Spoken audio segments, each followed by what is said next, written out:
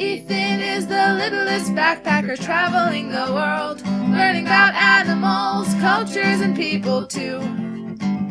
Ethan's documenting his travels. He's here to learn, and he'll share what he's learning with you. Hi, I'm Ethan, the littlest backpacker. I want to tell you something that I've discovered on my travels. Tonight on Fast Facts. The ancient Egyptians were very clever and able to do many things. They invented paper and writing language, clocks, calendars, and even breath mints. One of the things Egyptians are most famous of is their mummification process. Mummification is taking a dead person and providing them so well they almost are completely intact 1,000 years later.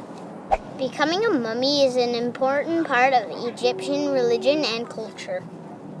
The Egyptians believed they couldn't get to the afterlife without being mummified. We went to a museum in Luxor directed to explain this complex process. Depending on how much money you had and your class, there's 3 ways you can be turned into a mummy. For the poorest people, their intestines are turned into a liquid with a mysterious mixer. A cork is put up their butt to keep it all in until they can drain it out. Their body was then placed in a special salty liquid called natron that dehydrated it for 70 days. The body was then returned to the family. For people who wanted a little bit fancier, they could have all of the internal organs liquefied out of them with a cedar oil.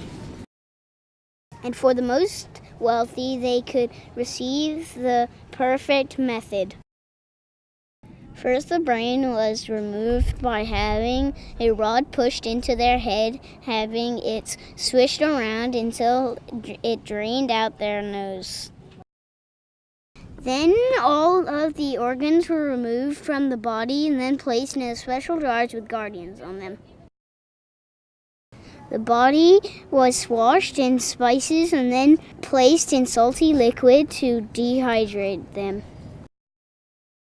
After 70 days, the body was taken out and washed and wrapped in bandages. These mummies were buried in tombs and in sarcophagus. I learned so many things exploring Egypt. It was so cool to learn about what they lived like all those years ago. I'm Ethan, the littlest backpacker, and I'll see you next time on Fast Facts. Subscribe is here. You've been watching Ethan, the littlest backpacker out there.